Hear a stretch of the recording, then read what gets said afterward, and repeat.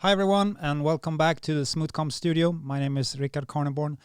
I'm one of the co-founders of Smoothcomp, and I will be your host today, together with our guest, Jon Thomas from Tap Cancer Out, and also our CEO, Martin Johnson, will join in this Skype call. If you're watching this live, please let me know that you are here, then you can hear me. Write something in the comments. If you have any friends that you think should join in and listen to what Jon and the Tap Cancer Out organization is doing, then please tag them in this post. And subscribe to our channels, YouTube and Facebook channels, because we're doing interviews all week, talking to our organizers about the current situation with the coronavirus and how it's affecting their companies. To give some context, Smoothcomp is the world's biggest online combat sports platform. We help organizers all over the world to organize events. We help fighters find the event. We help spectators to view results and coaches to help their fighters to register. So that's what we're doing. If you had never heard about Smoothcomp, we've been around since 2015 and really kind of revolutionized the combat sports competition scene, I would say. So we're very proud to have Jon as a guest today. Jon is the founder and executive director of Tap Cancer Out.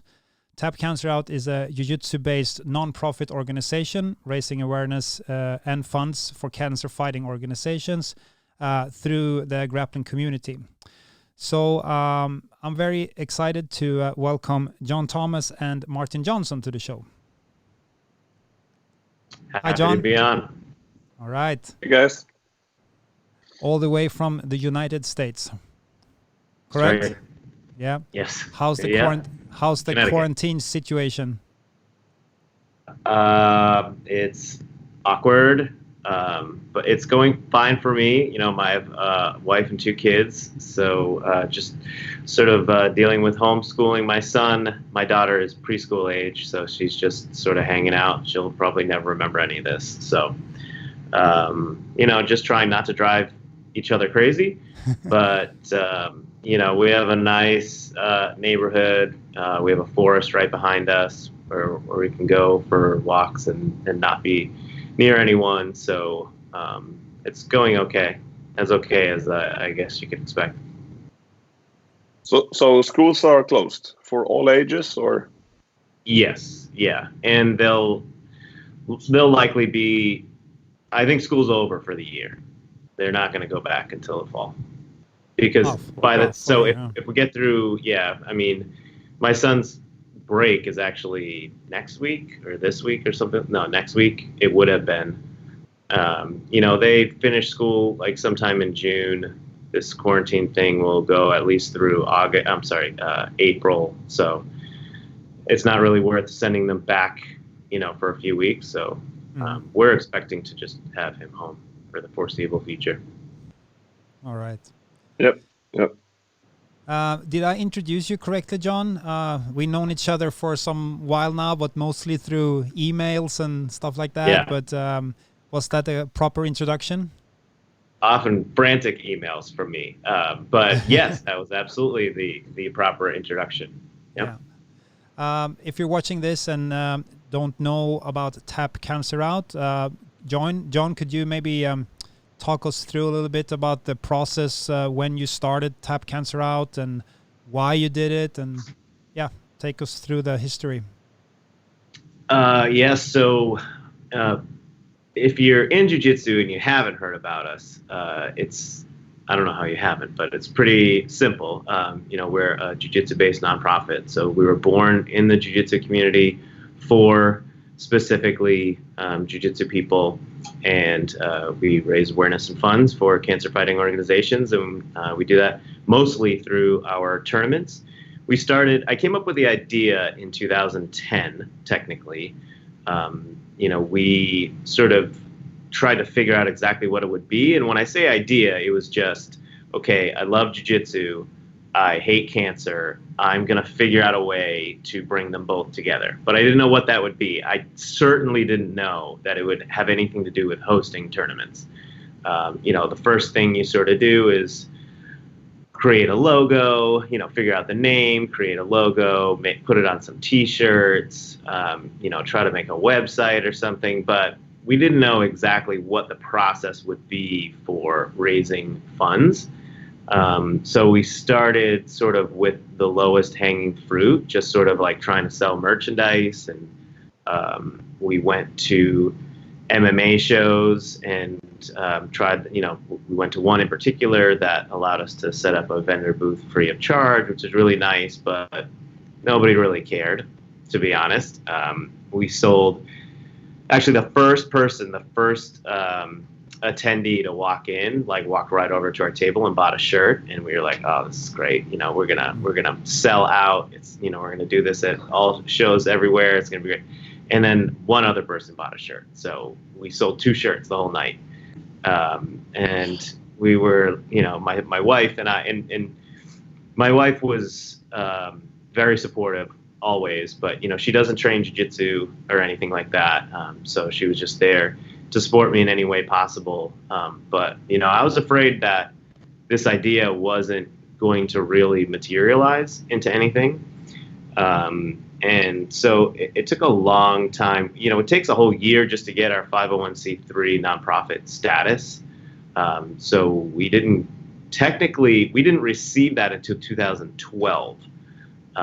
So we spent sort of all 2011 figuring out what the format of the business would be.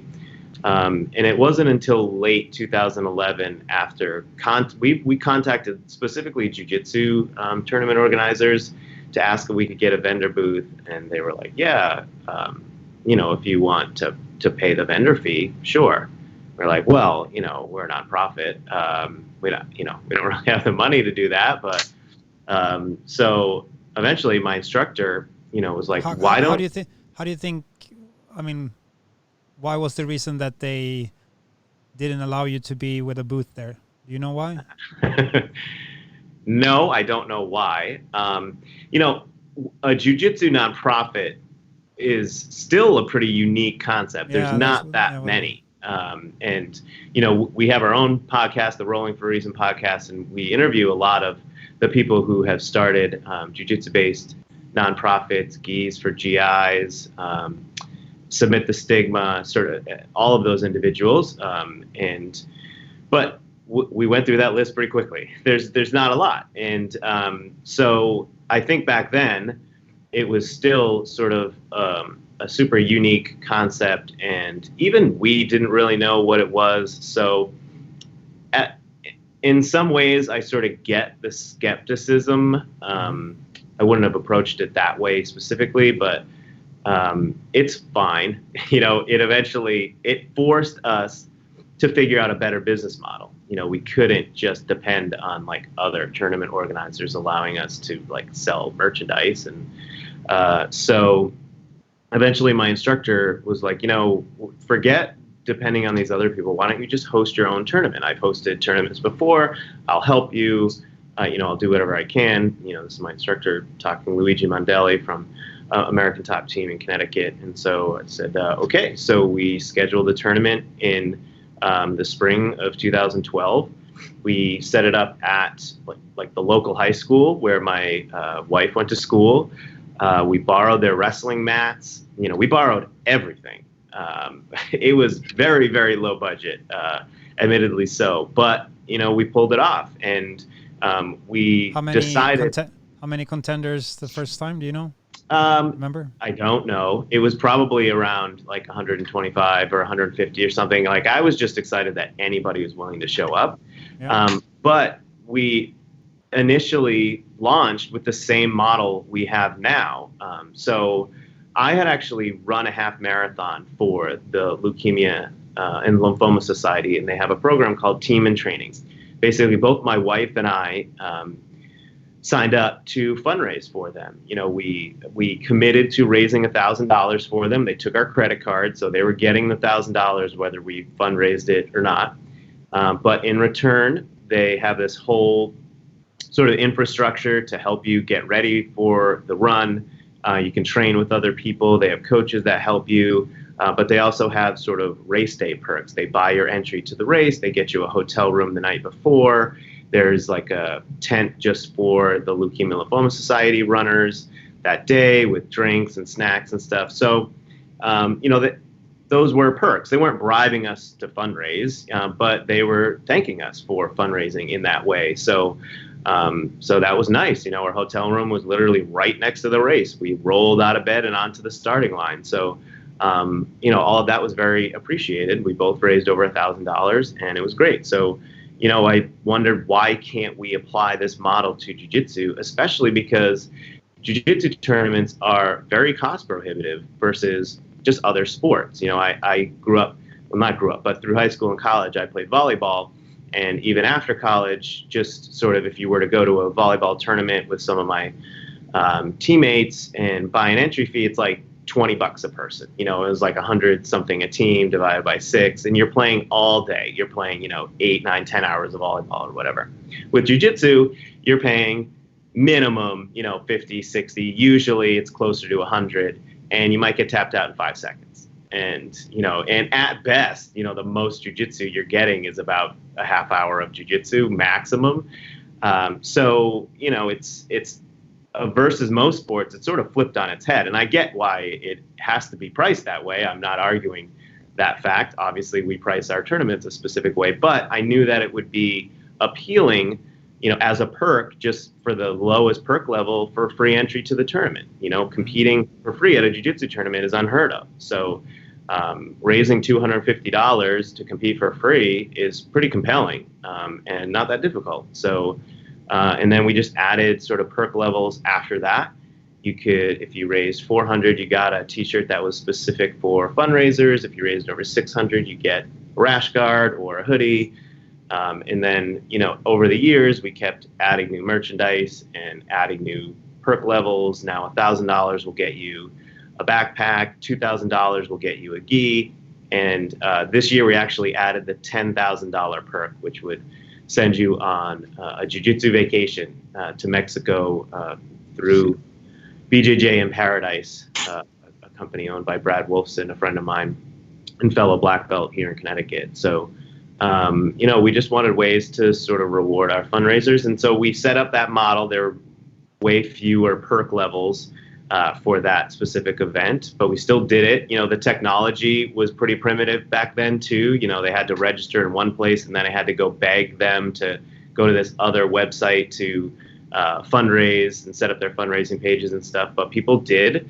Our goal was to raise $5,000, and we raised $17,000 at the very first event, where we knew nothing about hosting jiu-jitsu tournaments or running a nonprofit or anything. It was we literally did everything by the seat of our pants, and we pulled it off. And today you fundraise pretty impressive amounts. Yeah. As of the end of last year, we have raised and donated $2.25 million to our beneficiaries, and it's sort of weighted more towards the end. So last year was $870,000. So just in the last 2 years, it's been about half of that. It's been about $1.25 million just in the last 2 years. So it gets bigger and bigger. Obviously, this year is going to be much different from what we were projecting, but. As long as we can host tournaments, it's a pretty solid business model. So we actually have I have your web page here. Is it okay if we share this and you can take us through it a little bit? Yeah, sure. Yeah, sure. Let's take a look. Let me see if I can. We're actually undergoing a website redesign, so I'm counting down the days till I don't have to look at this website anymore. It looks okay on the outside, but if you actually log into the WordPress, it's crumbling. So all right. It's going to be a lot better soon. Yeah, I can't even fix that number where it says we've donated. Do you have any donating activities now besides like off tournament season? Do people fundraise at this point? So primarily, almost all of our fundraising is connected to tournaments. We have a monthly recurring donation program, so people who just want to support the cause, not necessarily linked to a tournament, that are donating, $25, $50 a month. We have that. And we have other types of events too. On occasion, we have grapplethons, which are basically volunteer-hosted events, open mats, anywhere from a few hours to 24 hours. They've taken all shapes and forms. It's really up to the host how they want to do that. But we've had some success there. But pretty much all fundraising is linked to tournaments, so it's pretty imperative that we host the tournaments in order to get them. Our Connecticut tournament was actually supposed to take place this past weekend. Once we announced that tournament was being rescheduled to August, we shut off registration just so no one would register by accident thinking it was going to be this weekend. But obviously all fundraising activity sort of grinded to a halt. So instead of, we expected to raise $150,000 just in the last 2 weeks. The goal for that tournament was $300,000 in total, and we were on pace to hit that. We had just crossed over the $150,000 mark when we had to reschedule it. So, instead of raising $150,000 in the last 2 weeks, it's just been like a few $100s. So, that revenue is simply displaced to August. So we may end up raising more because they have more time to fundraise. We may end up getting more competitors because, we literally got like 12 people withdrawn from the tournament, and we already had almost 700 people registered for it. So that's a very small percentage of people. I was going to be happy if 100 people, wanted to immediately withdraw. So the fact that only a few did, that tournament might end up being a lot more successful than it would have been. It's this whole thing is obviously.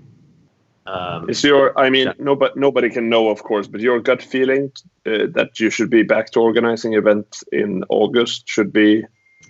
Is that the earliest next event you're planning for? No, so we had we call that when we go out on our tournaments and do, 8 tournaments in 8 weeks, we call them tours. So we had a spring tour and a fall tour. This was going to be the first time we'd ever done a spring tour. We had only done a fall one. And we have sort of our one-off tournaments. We did actually 2 tournaments earlier in the year on the west coast of the states in Phoenix and San Diego. Both were super successful. And then the Connecticut one is sort of a one-off. Also our Massachusetts one at the end of the year. When I say one-off, it just means like we drive to it and then we drive home, as opposed to being out for 2 months at a time. And so we were supposed to have one this spring, basically every weekend in May and June. So all of the first 3 of our May events, Charlotte, which was supposed to be May 10th, was rescheduled to July 18th. Our Miami event, our first Miami event, was rescheduled from May 16th to July 11th. Our Jacksonville tournament has basically been pulled off the schedule, and we're looking to fit it somewhere in our fall schedule. And then after that, it's we still have Dallas, Minneapolis, Kansas City, Baltimore. I might be missing one in there. But basically all of our Colorado. So May 30th is technically still on the schedule in Dallas. Those other 4, they're all technically still on the schedule, but we're just playing it by ear, I guess. I really have no feel for. When we first got in contact with you, we saw that you were doing. Then you weren't doing as many events as you're doing now. So I think we kind of been with you in the process of going from hosting some events to now actually going on these tours. Could you explain how that happened, like that process of actually going for it? I know you quit your day job and went for this being an organizer full time. What made you take that leap? So for years, this was just my side hustle, I guess, my part-time passion. And into 2012, we hosted that one tournament already. So I'm originally from Massachusetts, which is about 3 hours from where I live now. And so, a lot of my family and friends there, wanted a tournament up there. So the second year we hosted 2 tournaments, and then I think we did 2 the next year, but then the 4th year we hosted 3, and the 5th year we hosted 4. We just kept adding, and then eventually I ran out of vacation days to take from work to host these tournaments because we were doing them all hub and spoke. I'd take the day off on Friday. We'd have to pick up a rental truck, go to the storage facility, put everything in the truck, drive to wherever we were going, set up the event, host the event the next day, pack everything up, either drive back that night or drive back the next morning, unload everything back in storage, return the truck, and then I'd go back to work on Monday like nothing had ever happened, and people yelling at me to do stuff. And you know what I just did this weekend? Yeah. But so eventually, I knew there was a proven business model, and we could basically say, if I'm going to do this full time, I obviously needed to take a salary. It's a pay cut from what I was doing, but I'm a million times happier. But still, we had to figure out, okay, in order for me to sustain a lifestyle and a family and a household and everything, I need the salary, and then we'd have all these other expenses. So in order to cover all of that, we need to host this amount of events. And in order to host that amount of events, we can't do them all hub and spoke. You have to do them carnival style, one weekend or one city in a weekend, and then, go to another city 3 to 5 hours later and rinse and repeat for 2 straight months. So a lot of things had to fall into place. At that point, we didn't have a truck, we didn't have a trip, and I didn't have anybody to drive the stuff all around the country either. I wasn't going to do it. So, I didn't want to be away from my family that long, and you just don't want me driving that much important stuff around the country. So I had to figure out sort of all of these logistics, but if I could make that happen, then I could sort of make the transition away from my job. And luckily, so I worked in advertising in an ad agency, and they were super nice in sort of letting me transition away. Also, I didn't leave them high and dry, and I was part of sort of the hiring process to backfill my position. But, I first started part-time. I think this was the end of 2017. I told them at the end of 2017. At the beginning of 2018, I went part-time. So they allowed me to keep my benefits, but work less hours. And then I would spend basically Mondays and Fridays working full-time for Tap Cancer Out. And then Tuesday, Wednesday, Thursday, I'd be back at the ad agency. And during that time, we planned our first fall tour, booking all of the venues, the dates. Luckily, one person, Adam Sawyer, who was a big supporter of ours at the time, a referee and volunteer for us. He mentioned that he had driven for some other organizations, and if we ever needed the help, he'd be happy to help. Father passed away from cancer, so something near and dear to his heart, and so that is how I got to drive. I think Martin got a bit occupied there. Sorry. No problem. Right. That's how it is. I totally get it. My son had an emergency toilet visit. I totally get it. Don't worry about it. Yeah. So it seems like quite a journey, Jon, from going from some small events to now taking that big step and doing these tours. Could you describe like a regular day for you, like non-corona situation? How like you wake up in the morning? Take us through your day when you're working in a normal situation. Yeah, so I'm sitting here in the Tap Cancer Out office. We are a full-time staff of 3. It's myself, my wife, and Dave Bannon, who is our operations manager. So Dave was actually my first employee, my first full-time employee, and then my wife came on earlier this year. So, I wake up with my kids every morning, feed them breakfast, along with my wife, get them to school. And then we're in the office. One of the differences between our organization and any other, tournament organization or nonprofit is that we have to be both. So I'm not only running a tournament organization, and we're doing all the things involved in that, booking venues, getting volunteers and staff, and doing all of that logistic stuff, all of the ordering of materials and everything that you need. But we're also a nonprofit, and we're running a nonprofit here, and so that means donor outreach, and that means making sure that we are registered in every state to fundraise. There's a lot of legalities within running a nonprofit and making sure that we're sort of on the up and up. So I'm dealing with everything that is involved in a nonprofit too. Also, we have an online store, so we're fulfilling orders. So every day is different. And we actually partner with an agency called Media Cause, and they help us with all of our media buying. I was doing it at first, but now that we have 26 events, or at least that's how many were scheduled this year, it's just way too many for me to handle from an ad perspective. So we work with them on all of the paid media. My wife handles all of our email marketing. And we also, if you're hosting a tournament, there's not a ton of communication you need to do with the competitor. When it gets close to the event, you send them the brackets, if that's what you do, or, let them know where they can find them.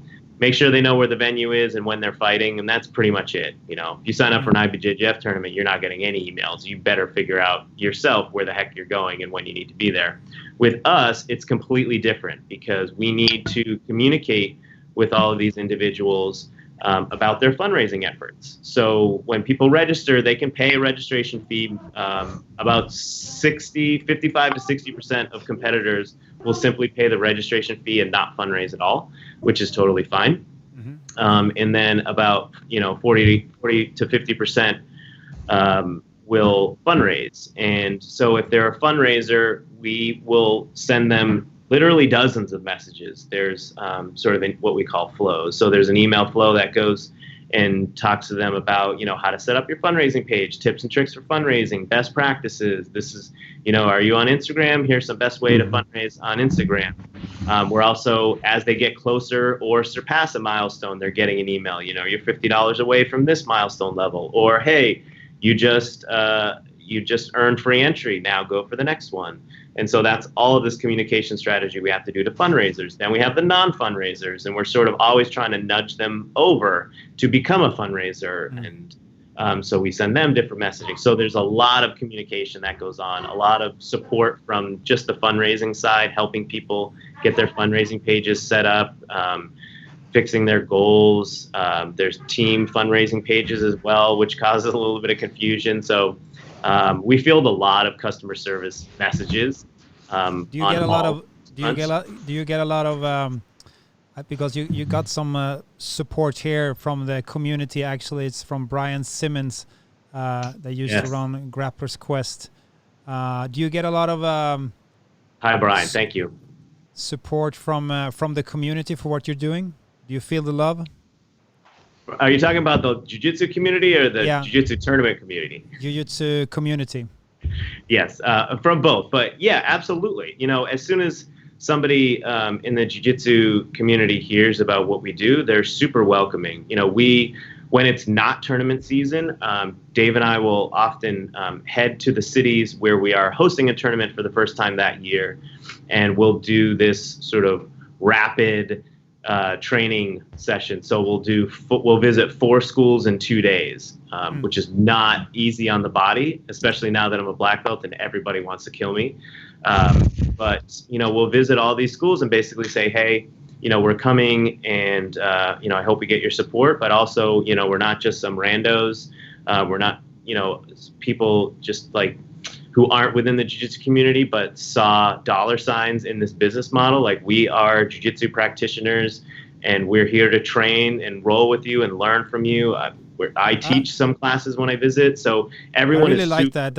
Is that a unique approach? Because I mean, we do tournaments as well, me and Martin, but we don't have like a non-profit brand behind us, so it will be kind of awkward to promote our tournaments, I think, in that way. But do you know if I anyone disagree. else? I totally disagree. All right, I totally cool. disagree. And I hear that from I hear that from the school owners. They say, we have plenty of tournaments roll in here, and none of these guys, I shouldn't say none, but they don't often see these people stopping in to train or even to say hi or anything like that. And I've actually heard stories of tournament organizers that stopped in, and when they say, hey, you should come and train, they refuse to. Nah, I'm not going to train with you guys that just want to drop off some posters and tell you, I want you to come to our tournament. But no, we're happy to train with these people. We're happy to learn from them. And it's not a unique approach. Other tournament organizers do this too. Okay. So, I've certainly seen them do it, but it's not just a nonprofit thing, not at all. It is nice because I can sort of tell them the story of what we're doing and what we're all about. And then I immediately get pulled aside by people who have their own personal stories, and they're like, hey, they'll pull up their gi pants and there'll be a big scar, or they'll open their gi top and there'll be a big scar, and they'll tell me their cancer story. And this actually happened when I started Tap Cancer Out. There were teammates that I had been training with for years that I had no idea were cancer survivors. And then once I started it, they pulled me aside and were like, hey, I actually had cancer, and, this is my story. And I'm like, oh my God, I didn't even know. It's not something you advertise. So a lot of people have personal connections to this. So yeah, it's very powerful, and we love doing it. It's tough to travel all around all the time with all the travel that we already do, but we try to do it as best we can to get out there. And even though we're growing quickly and our message is getting out there, there's plenty of schools that have never heard of us or what we're doing and have no idea who I am. So it definitely helps to familiarize them with the cause. Jon, can I ask you about your cancer story, your start inspiration? Yeah, so I personally have not had cancer, thank God. But this was all sort of inspired by a few people. In 2006, my nephew was born in March of 2006, and then by June, he was diagnosed with leukemia, and by December, he passed away. So, he lived a very brief life, but it was a very bright life, and one that was super inspiring. And I remember the last time I saw him and sort of looking at him and feeling like, well, I didn't do anything to help this. He had no chance. It was just too devastating on his little body. And, I felt helpless, and I felt sort of angry that there's nothing I could do, or I felt like there was nothing I could do, and it's hopeless. And, this is, it was just very, very frustrating. And not long after my roommate was diagnosed with cholangiocarcinoma, which is a rare liver cancer, and within a year he passed away. So it was just sort of hitting me on all sides. And I also have I have family members that have passed away. And so, it's sort of, it was piling up, and it was making me very, very angry. And, in 2010 was sort of when I finally hit a breaking point, and I was like, you know what, I'm going to figure out something to do. I can't save Michael's life. I can't save John's life. But, I might be able to make some sort of contribution that in turn allows a family to not go through what we went through. So this is the best way that I could do it. I'm not a doctor. I'm not a researcher. I'm not going to be able to do anything on that front. But I can do jiu-jitsu, and I can host good jiu-jitsu tournaments, and I can empower and motivate people to fundraise, and then we can give it to organizations like Alex's Lemonade, like Camp Sunshine, like all of our 9 beneficiaries this year, and our past beneficiaries, St. Baldrick's, the Pancreatic Cancer Action Network, all these organizations that do amazing things to really launch us forward in the fight against cancer. So this is what I could do. I've seen Alex Lemonade stand as something that has been connected to you guys for some time now, right? Yep. Yeah, they've been great. They were our sole beneficiary the last 2 years. We're going to continue working with them this year and likely next year.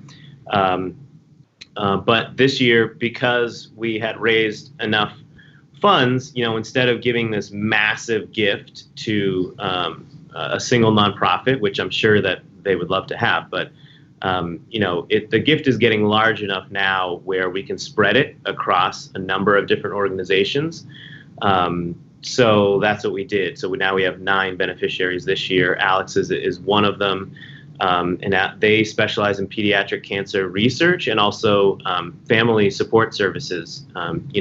People, obviously the research is super important, but all the research in the world isn't going to help if you need to get your child across the country for life-saving treatment and you're a single mother of 3 and you can't afford to do it. So they'll actually cover travel expenses, hotels, flights, even just a gas card goes a long way if you're going every single week to a hospital that's, a 3-hour drive away. Going back and forth can take a big toll, on a family's finances. So they help in that way. That's one of the things that I've learned in the years is how much I didn't know about sort of the fight against cancer. And you just think, okay, we need to get close to a cure. We need to fund research. But there's so much else within the journey of a cancer warrior, even if they survive it, even if they go into complete remission, which still isn't, totally cured, there's massive side effects from all of the treatment. Now they have to live, with their body not being able to function.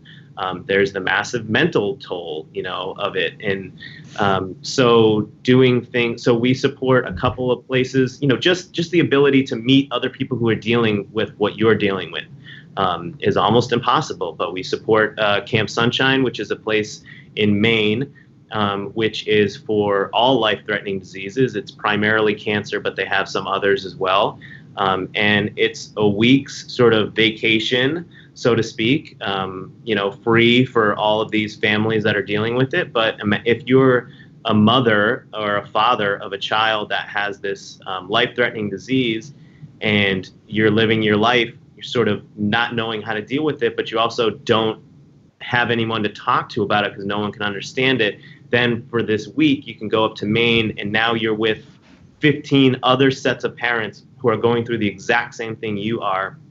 And so the kids can get to know other kids who are dealing with it. The parents can get to know other parents that are dealing with it. The siblings can get to know other siblings that are dealing with it. The whole family fights this battle together. It's not just the person who has cancer. So, also training is important. And this is the first year we're working with a beneficiary that's overseas. We always wanted it to be domestic, obviously, but to make it more relevant. But now that we're working with a variety of nonprofits, we're working with one, Cure Cervical Cancer, that is actually training people in Africa in sort of disadvantaged areas to treat people there because they just don't have the resources to train people and to treat people. So we're really excited that we have this sort of wide variety of beneficiaries and we can support that fight in a lot of different ways. Obviously, we're doing a lot of research funding, but we're doing other funding as well. You speak very passionately about this, Jon. So, and you're making amazing work. So. I can really it's very inspiring and very humbling to hear about all what you can do. It's a fantastic effort, and you should all be very proud of yourself for what you do. The whole jiu-jitsu community should be proud, by the way. We've hosted 46 events since we started, which doesn't sound like a lot. I mean, we know Grappling Industries hosts like twice that in a year. But over 14,000 competitors have stepped onto our mats, and every single one of them contributes to this fight against cancer. We often say that they're not just fighting for medals or their team or anything like that. They're fighting for those in the fight of their lives, and that's really true. The tournaments themselves, we have medals, and it's a true jiu-jitsu tournament, and it's very high quality, and that's super important to us. But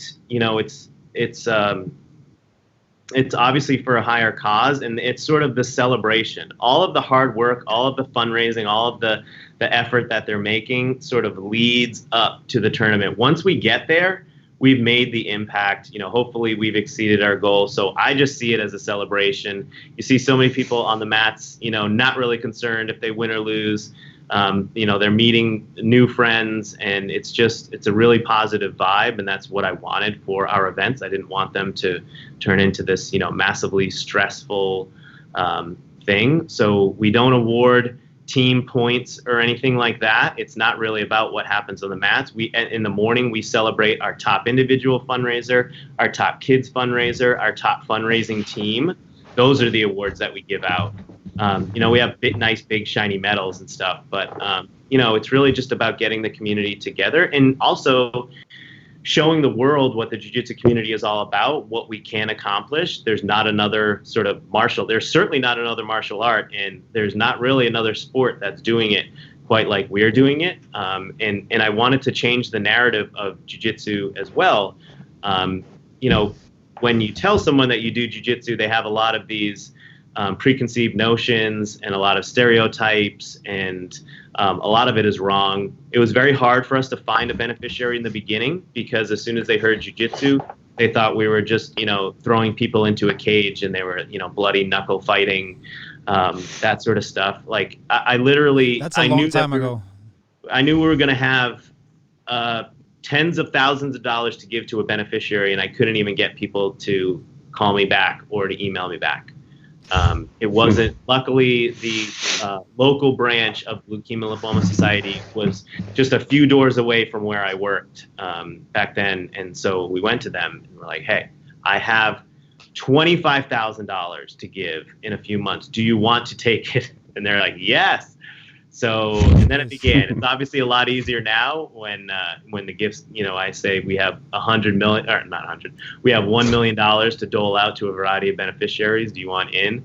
Now they're like, yes, absolutely. But, it was hard. And so now we're totally changing the narrative. And, we also do that through the content and the media that we put out as well, showing all ages, men, women, 4 years old, 54 years old.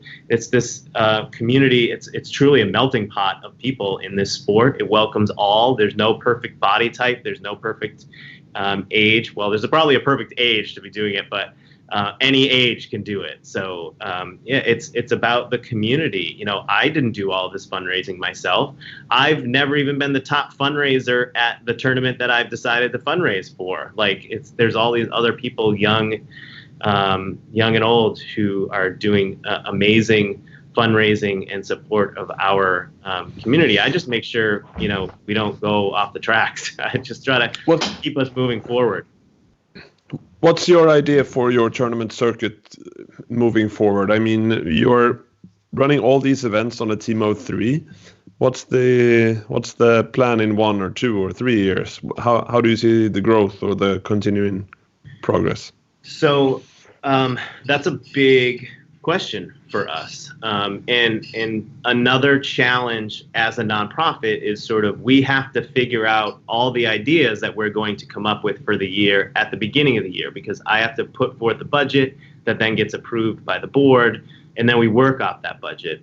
If I meet the most talented, amazing person who can do every single thing, and they want to make X amount of dollars, I can't hire them because it's not in the budget.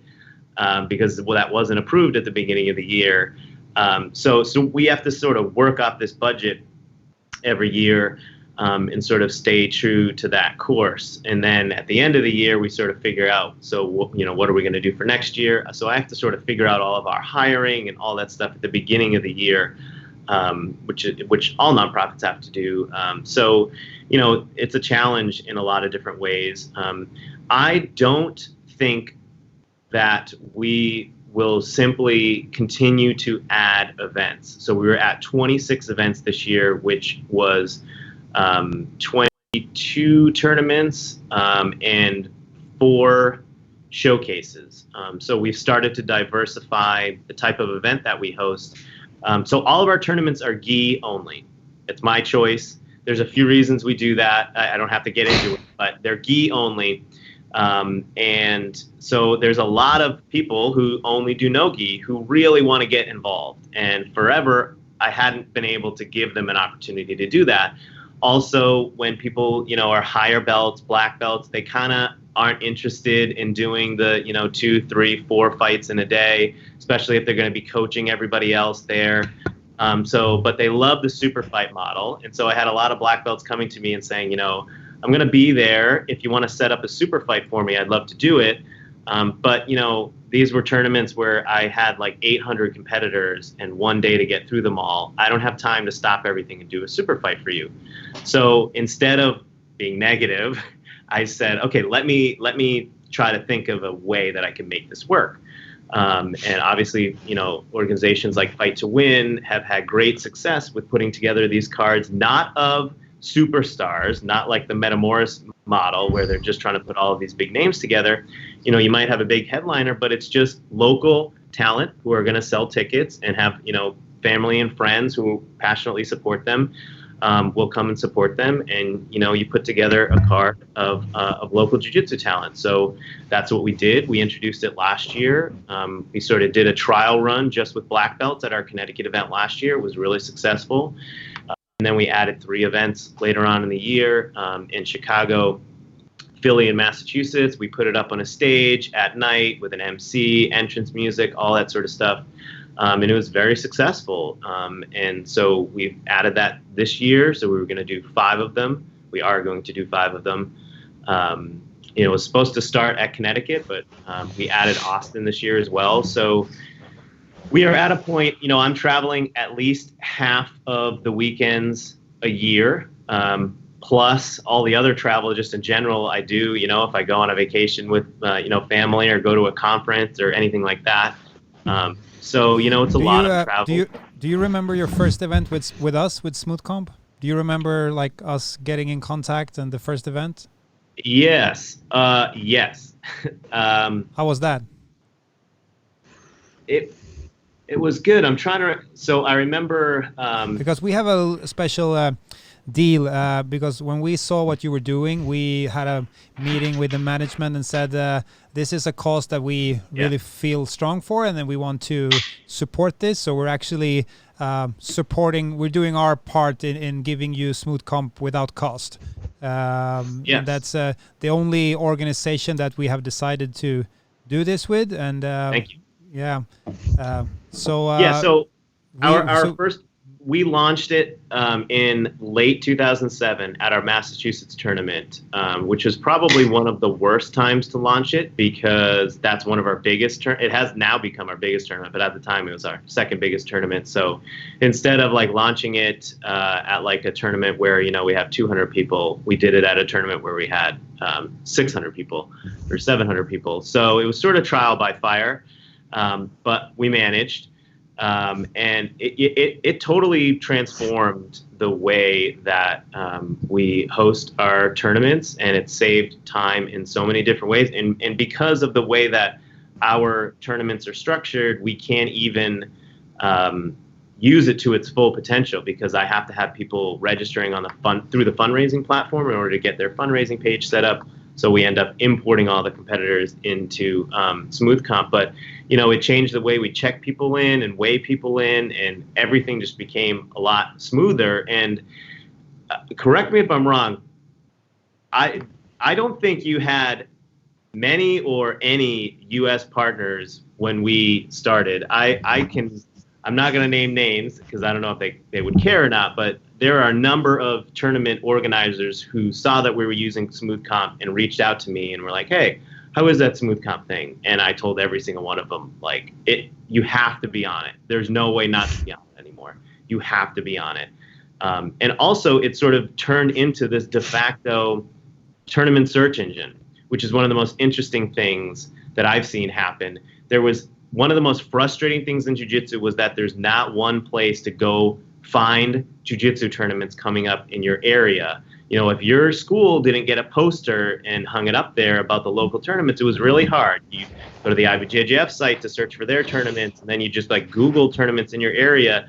You'd have to know all the individual websites, go search them all. And everybody just wanted some place to aggregate it.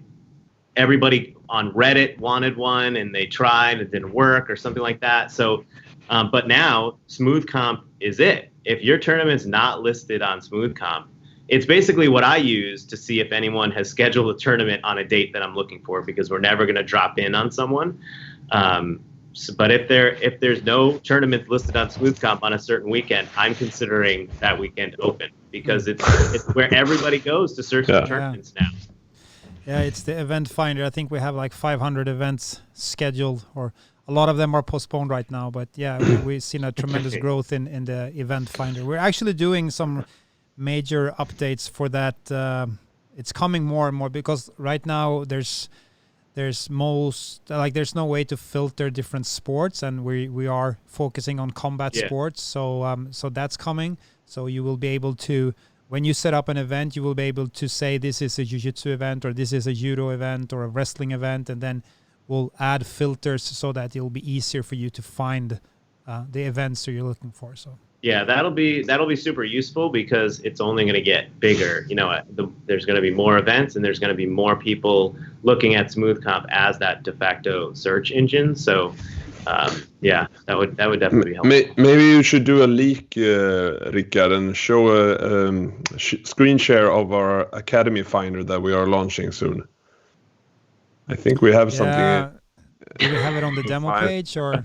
We have. You actually find it in the conversation we have with Jesus. I think it's going to be linked. No, it's in Git, I think. But anyway, we're doing the same way now for the Academy. So in our database now, I think that has map positions. We have close to 10,000 academies worldwide. We're just building a map page fast enough to load all those dots without crashing the sites. But it will be for you when you're scouting an area and you want to find an academy to roll with. Then well, it's funny, people ask. So we have to send posters everywhere, and I mean, I don't know how other tournament organizers do it, but if we're going into a city that we've never been, young Dave has to go into Google Maps and just search BJJ Denver and start copying and pasting all of the school names and all the addresses, and then we put it into an Excel document. We get 100, 200, 300 schools, and then import it into our shipping system. And that's like, we're not buying mailing lists from anywhere. We literally have to just go and search for these schools manually to put our mailing lists together, because obviously there's not maybe there is an easier way and I'm missing it, but that's how we have to do it. Okay, here's a really just from the developers, but here's a sketch of what is the club finder. That will make it even easier if you're going out on a trip once this coronavirus situation is cleared up and you want to find an academy. So see if you can see this. Can you see this on your screen? I can, yeah. Yeah. So yeah. So we're building a way for people to find academies. So hopefully we'll launch that soon. That'll be great. Yeah. All right. We got about 5 minutes left, and it's been really interesting to talk to you, Jon, about this thing, the Tough Cancer Out organization, and what you're doing. Regarding this coronavirus situation, is there anything like, what's your biggest stress or concern right now for your company? Or so the hardest thing is that this sort of all came unexpected. If somebody at the beginning of the year had told me, hey, you're going to have to reschedule these events, and your revenue is going to be X in this month, Y in this month, and Z in this month, we could totally plan for that. I would have done a lot of things differently if I knew that this was happening. For example, we just ordered a whole new mat setup, 3,600 square feet, custom designed mats.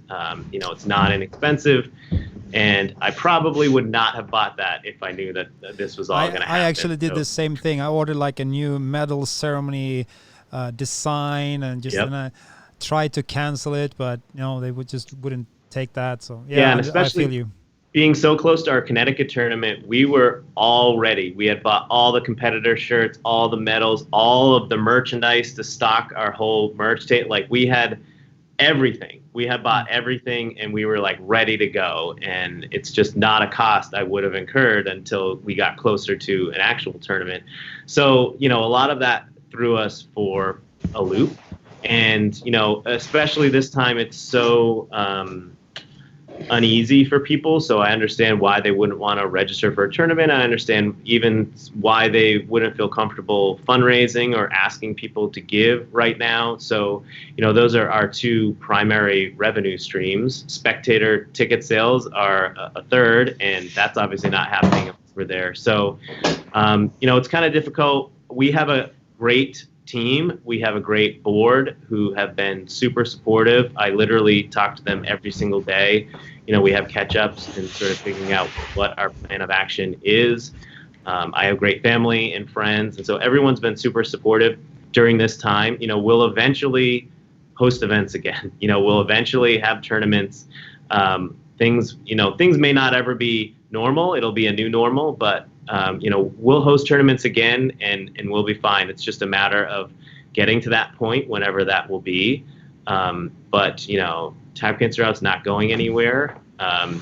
We'll figure out a way to weather the storm and we'll be back. So, it's impossible for me to say exactly when the next tournament will be. Like every day things change. So we're just taking everything sort of as it comes, but we're trying to do everything we can to save every event and move it around and reschedule it, with also but not rescheduling it, dropping in on anyone else. So being respectful of the other events that already have those weekends and things like that. So it'll be really interesting to see once we get started again how everything will play out. But we wish you the best of luck, Jon. Thanks for talking to us today.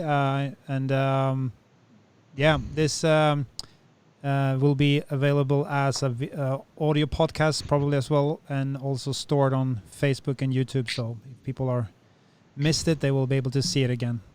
Great. Thank you guys for having me on, and thank you guys for the support. Truly, you guys are great. And we couldn't do what we do now without Smoothcomps. So I'm one of your biggest fans and cheerleaders and annoying customers. And feature request. I know that I can be very annoying. I get it. I know. No, we appreciate it. You That's also what see makes how us better. passionate I am about this Yeah. stuff. So no, but truly, that's like when we get feature requests. Usually they're really good, and we learn so much from organizers. Like that's how we're organizers ourselves. We've been fighters and coaches for many years, but we also learned so much by just working with people like you, or big brands that have brought in a lot of knowledge. So we're thankful when you send those emails. Yeah. You shouldn't have said that, because now you're going to get more. All right, yeah. Well, thankful. No, Jon, you're paying us back with interest by sharing your story like this. It's been a great experience hearing this firsthand from you. Be able to ask the questions and hear your answers, your take on it. My pleasure. Thanks for having me on. Okay. Thank you. All right. So a small plug for the upcoming interviews. Thanks a lot, Jon. See you later. Take it easy.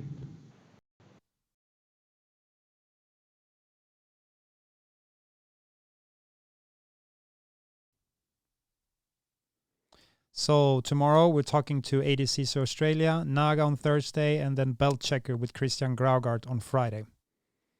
Live on Facebook and YouTube.